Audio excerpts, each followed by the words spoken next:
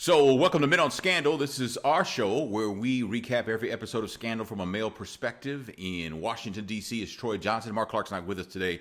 This is Season 5, Episode 12, Wild Card. Yes, and this is a show you don't have to worry about being white. That's right. That's like right. The Oscars. Yes, that's very true. Yes, very diverse program that we operate. That's exactly right. Yeah. If we're nothing else, we're diverse. So that's true. So the show opens up with Fitz is about to get it in the limo with Lillian Forrester when Abby just pops in. Abby tells Fitz there's nothing, she needs to speak to him. It's important. So Lillian excuses herself. Yeah. And she tells Fitz there's nothing in place for wild carding. Apparently that's what they call the president when he's whoring around. It's called wild carding. Wow. They could have come up with a better nickname for that. Well, maybe that's a true name. I mean, I don't know. I don't know. That's interesting. I don't know. Wild carding. You think Bill Clinton was wild carding back in the day? Man, he was shuffling the deck, wild carding, dealing from the bottom. He was doing it all. Somebody turn on the ace of spades. The ace of spades. I'm sorry. No, Fitz tells Abby, I never had this with Olivia. And Abby says, yeah, you did. You did. You just didn't know about it, basically is what she said. And he said, so I have to put in a request to get laid.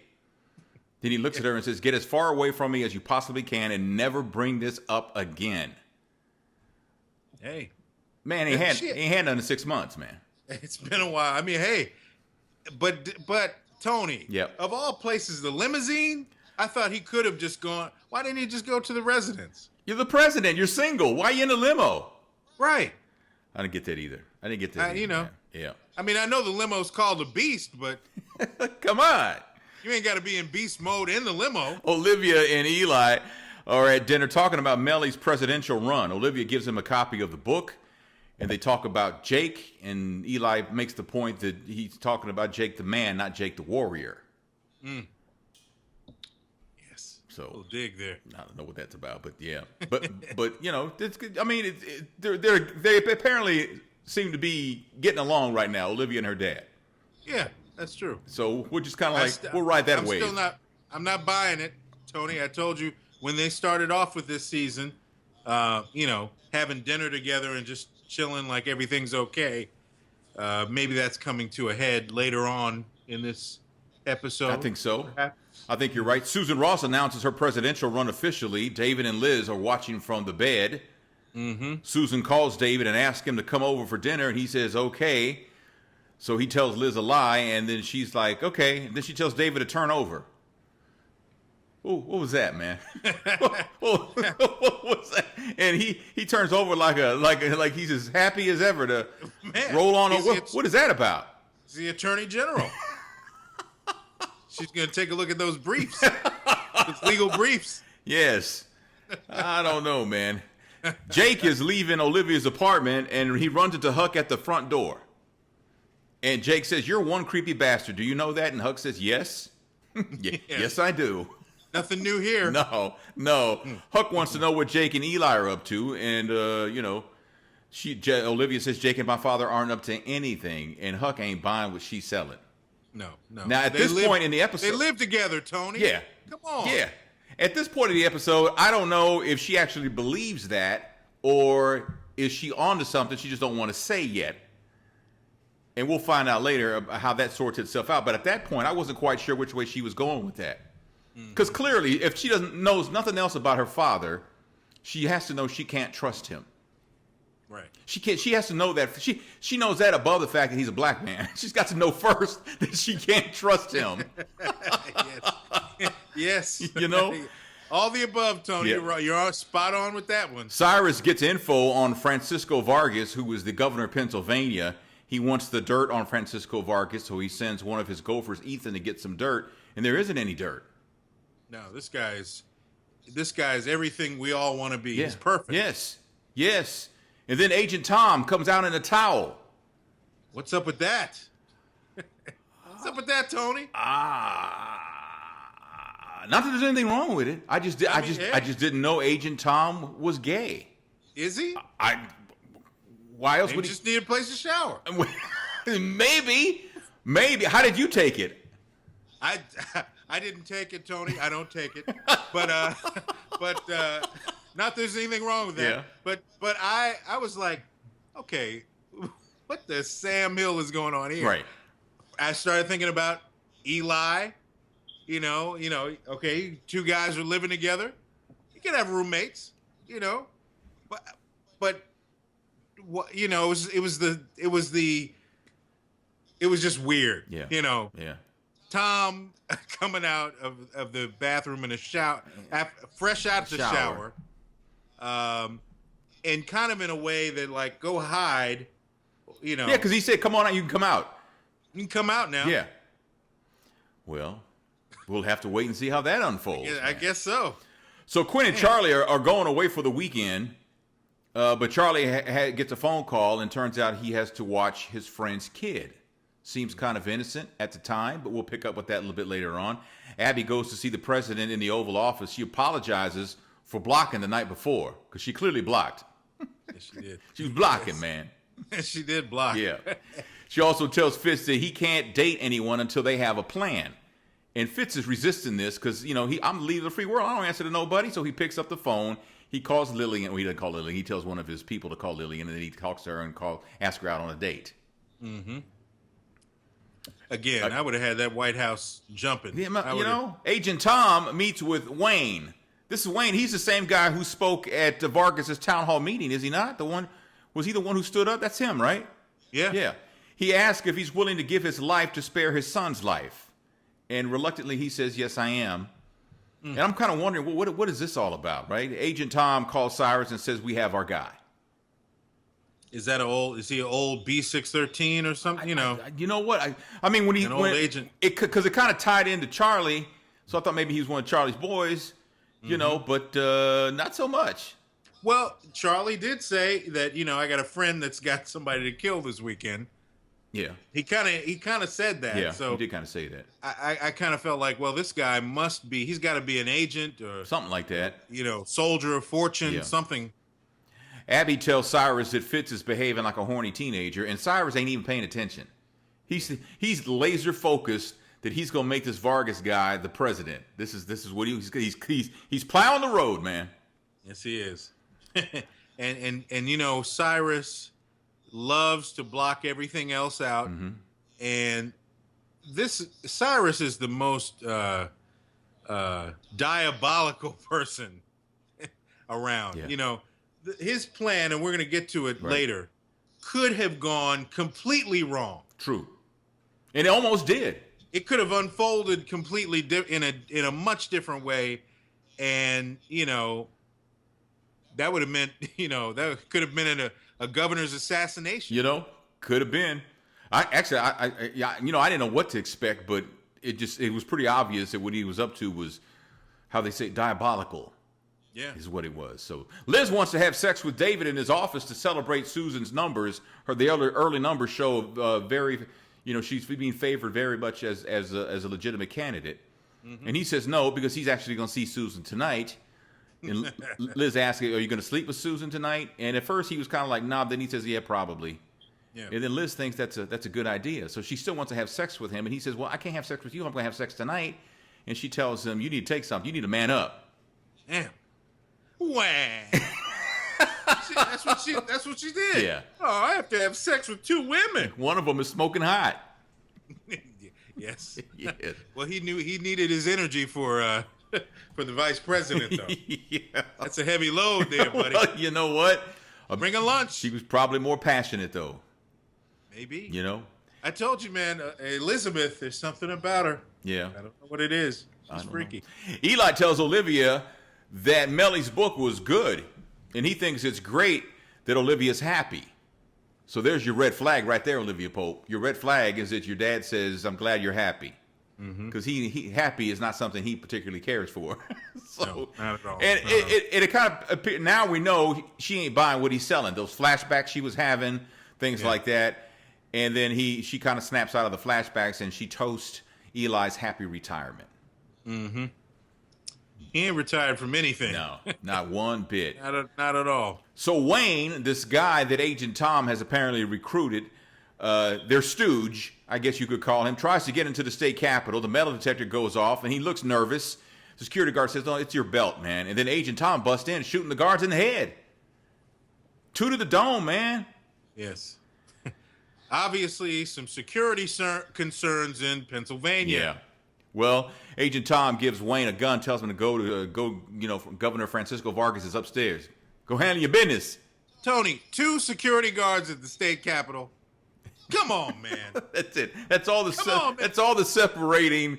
You got to be kidding me. A chaotic situation for the governor of Pennsylvania. And they heard the gunshots. Yeah. Well, what floor? Nobody else is there? What floor was he on?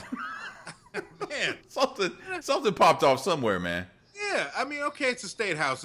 Probably not many floors. But no more police officers are around. Nobody. State police didn't roll up. No sirens outside. Nothing. Well, I mean, it happened so fast. That probably did happen. Tony. But afterwards, I mean, Come on. minutes. I mean, you got to have response time. Man, please. Come on. First of all, there's never just 2 security guards at a state. I give you that. At a state house. I give you that. Not even Rhode Island, the smallest state in the union, has that. Right. And their state capital is actually the back seat of a Lexus. Puerto Rico is $2 billion in debt, and they got 10 security guards at the governor's mansion. Oh, man. Abby and Fitz have it out. They finally about Fitz's personal life. Fitz accuses Abby of being upset because it's not Olivia warming his sheets. So she kind of takes a body blow right there. Yeah. But, they're not budging right now. As of right now, they're not budging. The kid Charlie and Quinn are watching, as it turns out, is this Wayne Turner's kid. Yeah. So there's your neat little package right there in that storyline. Jake and Olivia, they bed down again, man. They didn't even make it to the bed, Tony. They were on the floor. Well, didn't she say that this was not going to happen again? She said that last week. He said, yes, it is. Jake gets word of the Pennsylvania shooting, and Olivia wants to talk about Eli. Has my father changed? And he's like, what? Because he's distracted. He's the NSA guy now, so now he's got these things to deal with. And Olivia says Eli wants to isolate Jake. That's what she's telling Jake. He wants to isolate you. He wants to keep you away from me. He wants you, for some reason, to be isolated. And he's like, I got to go. I got to go to work. I got to go. How is she isolated? With him laying next to you. There's no isolation going on. I mean, they're not having much of a relationship. They're having a booty call, but I mean, Well, they had sex twice on this show, right? This time was in the bed. Later on, it's on the floor. Okay, I'm sorry. I think that's what it is. Abby calls Olivia to talk, and then she tells Olivia that you don't want to know what I called to tell you. And then Olivia kind of figures it out, and she goes, yeah, I don't want to know. I don't want to know. She just that was a strange conversation. I'm calling you to talk, but I can't tell you what I want to tell you. And the person on the other end goes, well, that's cool because I don't want to know. Right. What the hell is that? Yeah. Why are we doing this? I don't know, man. Jake updates the president on the situation in Pennsylvania. Cyrus tells Agent Tom to get him his hero moment, man. Don't let this fall apart. I need a hero moment for this governor if this is going to work. Olivia and Huck try and hash out whatever Olivia's doing. Huck tells Olivia about the monster. The monster that will turn around and eat you when he's ready to. Now, did he scare her with this, or did he piss her off even more? I think she was pissed off. Okay. It didn't seem very scary. Yeah. It didn't, to me. But I don't see why, when it comes to Eli Pope, why no one would listen to Huck. If Huck knows anything, he knows Eli Pope. Yes. And how to skin somebody alive. Yes. Tony, you know when dogs sense there's something wrong and like, what is wrong? Yeah. What's wrong? What's a good dog's name, Tony? King. King, what's wrong, King? King, what's wrong?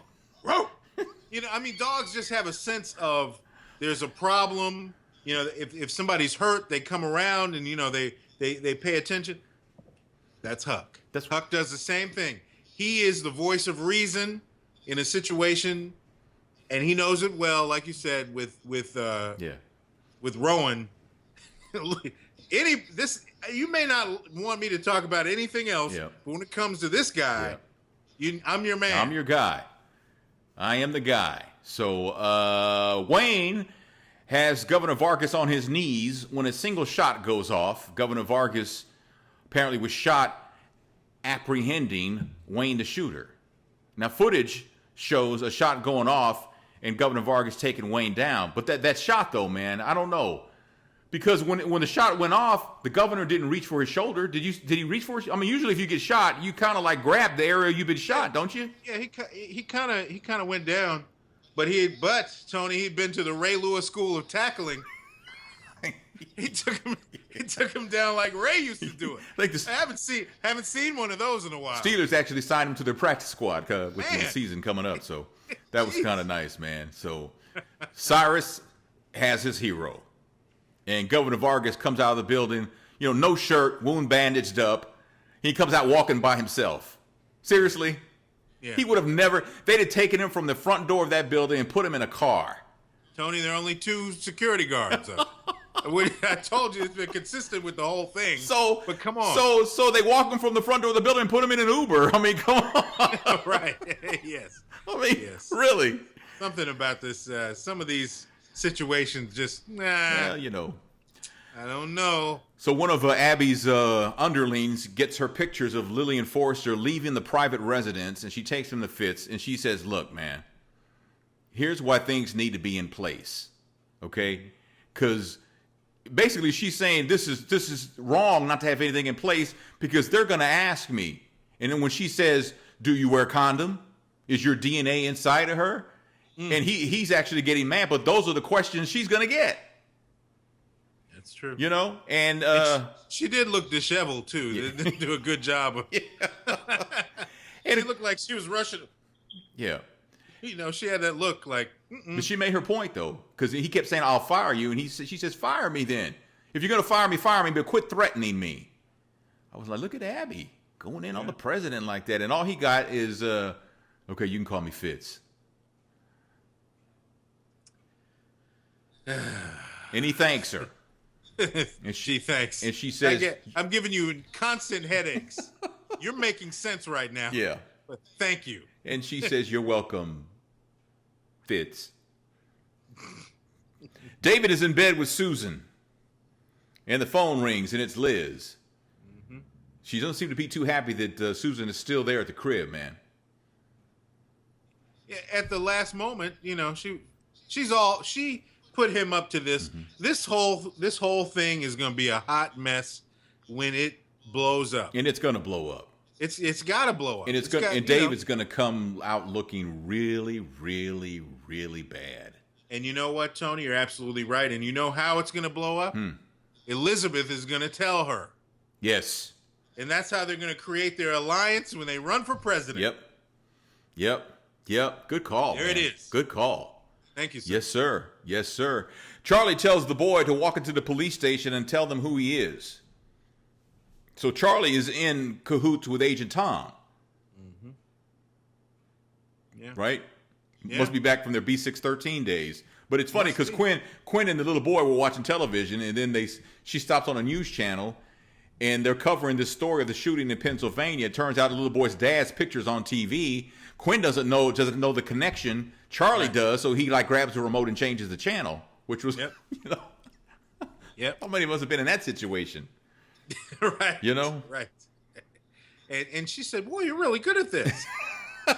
Yeah, she tells OPA Charlie's gonna make an awesome dad. Yeah. Where do you really get a load of me? Another situation, she's not gonna be happy about this either. Yeah. And it's funny because Huck's got this look on his face like, I really don't know what you're talking about, but you are out of your mind. If you think Charlie's gonna be an awesome dad. Not even. Olivia wants Quinn and Huck to find info on Vanessa Moss. This apparently is the new woman that Jake's dating. Mm-hmm. So when they were laying on the floor after they had sex and they were talking about the person that he's dating, the first thing that came to mind is, damn, Olivia, you're the side piece again. Again, you're the side piece yet again. Yes. Now you're Jake's side piece. Damn. Jake went from being your side piece to you being his side piece. Damn. Wow. She had that look like, and here we go again. She did have that look. I can't believe I did this again. Damn it. Damn. Well, that's what you get. Yeah. He wasn't looking for anybody else, but I don't know how this would go down in real life, Tony, but I got to give it to him. Jake was talking some cash money right there. Yeah. He said, got nothing to worry about. No. We keep doing our thing. We use protection. So there's nothing to worry about. You get to keep on being my side piece. Yes. Like it's an honor to have that position. You keep getting what you need right now. Man. I got you. That's like being the assistant coach of the Patriots, and then Bill Belichick retires, and then you think you're going to get moved up, and then you don't, so then you get mad and you leave, and you go and play for Seattle, and then Pete Carroll leaves, and you're thinking you're going to get that gig because you're the assistant coach, and you don't get that gig either. I thought you were going to tell the Wes Welker story, Tony. Almost. What are you talking about? I mean, it's like you're perpetually in second place. Yes. Yeah. You're always, no matter what show you do, you're always gonna be Ed McMahon. You're gonna be Ed forever. Ed McMahon. Let's name off a bunch of second fiddles. Ed McMahon, Grady. You're gonna be Dr. Watson. Barney. Both Barneys. Flintstones and Andy Griffith Show. That's right. Yeah. Sidekick Robin. Yep. Oh my goodness. It just for her, I don't know. Why doesn't she see that? Or maybe it's not that important to her. Well, see, this is what happens when you are trying to be, I can save you. She hadn't said that in a while. I don't know if it was this episode or last episode. She said to Jake, how can I help you? Well, let me save you, or whatever her catchphrase is for the moment. You are trying to be all things to everybody. Right. You are oblivious to stepping on people's toes when they need to be. Right. You also put Jake in a situation, and others, where they expect more from you and you don't give it to them. And now you get it in return. Right. Yeah. It's funny though, because obviously she's attracted to powerful men because of who her father is. Grown up with a powerful father, she's attracted to powerful men. Yeah. But then at the same time, she lets powerful men abuse her. Yeah. By keeping her as the side piece. Yeah. It's a strange dynamic. Does that mean there's a day of reckoning coming? I don't know, man. I don't know. I mean, she was crazy about Fitz. She had the chance to be first lady. She said no, because I don't want to be a first lady type. Right. So now Jake's, essentially was a booty call last week for her. And then we find out actually she's the side piece because he's got someone else he's seeing. So. She's a bone collector.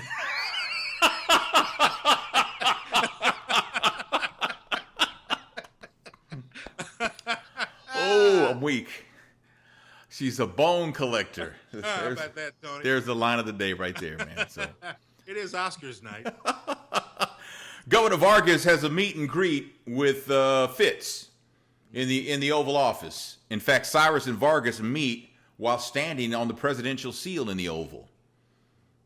That kind of seals the deal because, no pun intended. Cyrus is going to talk.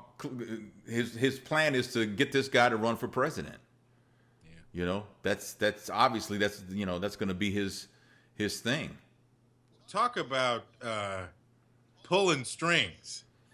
Talk about being the architect behind the scene. Jeez.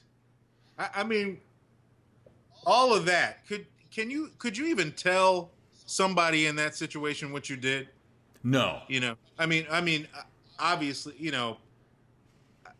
I think that we know Cyrus is the kind of person who might do that if things go amok, 5-10 years down the line. You know what I did for you? I made you. Yeah. I made you. Remember that night in the State House? Yeah, I did that.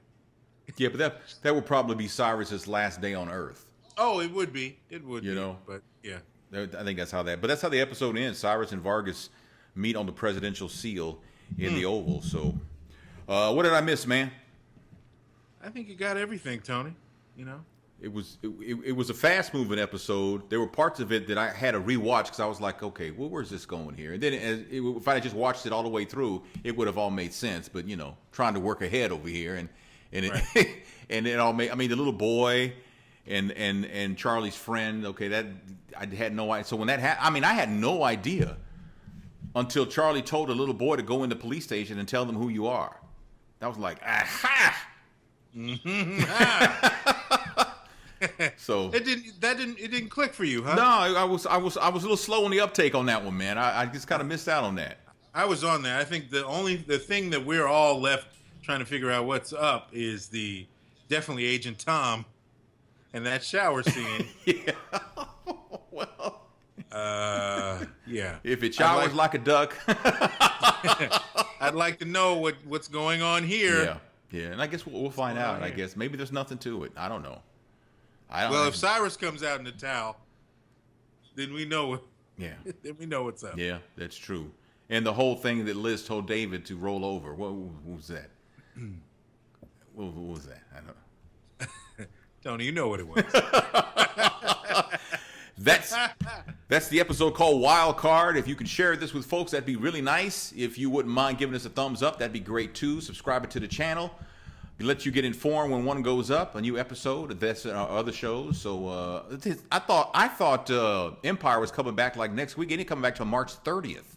Yeah, which is my birthday. Has a 2-week break. Yeah.